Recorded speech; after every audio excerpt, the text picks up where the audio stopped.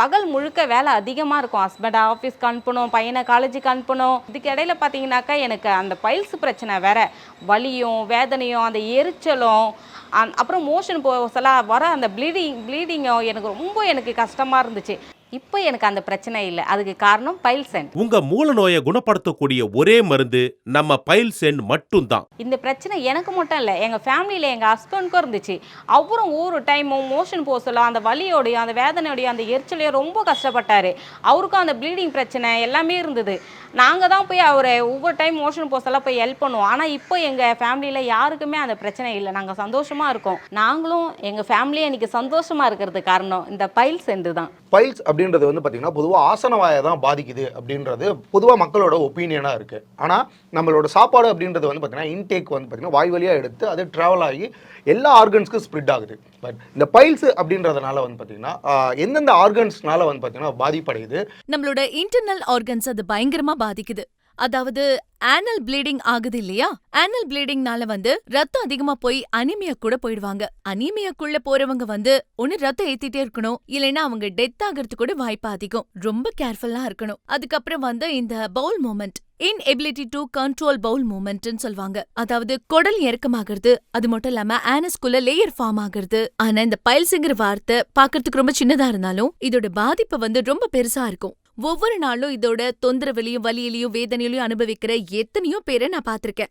இந்த பைல்ஸ் உங்களை சாதாரணமா விடாம உங்களுக்கு அல்சரை கிரியேட் பண்ணும். அல்சர் ஏன் உங்களுக்கு கேன்சர் கூட கொண்டு விடும். உங்களால உட்கார முடியலையா? வண்டி ஓட்ட முடியலையா? நடக்க முடியலையா? மோஷன் போகும்போது ரத்தமா போகுதா? மோஷன் போகும்போது உங்களோட சதை வெளியே வருதா? உங்களுக்கு உள்மூலம் பிரச்சனையா இல்ல வெளி மூலம் பிரச்சனையா? எல்லாவித மூல வியாதிகளுக்கும் ஒரே நிரந்தர தீர்வு, நிச்சய தீர்வு பைல்சென்ட். காலையில் 9 மணிலேருந்து நைட்டு 9 மணி வரைக்கும் என் வேலை உட்காந்துக்கிட்டே பார்க்குற வேலை. அதிகமாக சாப்பிடவும் முடியாது வேலைக்கு.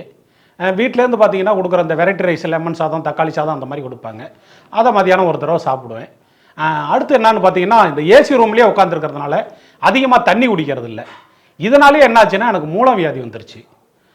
மூலவியாதியால் ரொம்ப கஷ்டப்பட்டேன். வீட்டில் பார்த்தீங்கன்னா யார்கிட்டையும் சொல்ல முடியாது. மன நிம்மதி போயிடுச்சு. ஒரு பாத்ரூம் போகும்போது பார்த்தீங்கன்னா வலி உயிர் போயிடும்.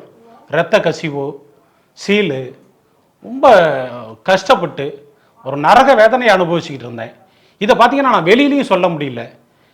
என் கட்டின ஒய்ஃபுக்கிட்ட கூட இந்த விஷயத்த சொல்ல முடியல. நண்பர்கள்கிட்ட சொன்னால் அவங்க ஏதாவது நம்மளை கிண்டல் பண்ணிடுவாங்களோ அப்படின்னு பயந்தேன். ரொம்ப வலி அதிகமாயிருச்சு. சரி, இதுக்கு என்ன தான் பண்ணுறது அப்படின்ட்டு அப்புறமா ஒரு ஆஸ்பத்திரிக்கு போனேன்.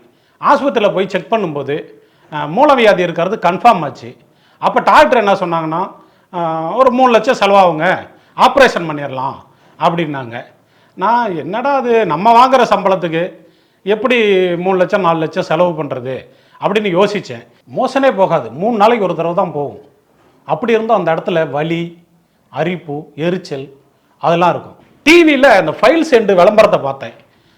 ஓஹோ, இது என்ன அந்த மருந்து வாங்கி சாப்பிட்டு பார்க்கலாமா அப்படின்ட்டு, சரி ஆஸ்பத்திரிக்கு 3 லட்சம் 4 லட்சம் செலவு பண்ண போகிறோம்ல, இந்த மருந்தை ஒரு தடவை வாங்கி சாப்பிடுவோம் எப்படி இருக்குது அப்படின்னு யோசித்தேன். அப்புறமா தான் அந்த மருந்தை வாங்கினேன். வாங்கி சாப்பிட்ட பிறகு பார்த்தீங்கன்னா அந்த வலி கொஞ்சம் கொஞ்சமாக குறைஞ்சிருச்சு. இந்த பெயினே இல்லை. எனக்கு ஃபைல்ஸ் இருந்தது, ரொம்ப வேதனைப்பட்டுக்கிட்டு இருந்தேன்.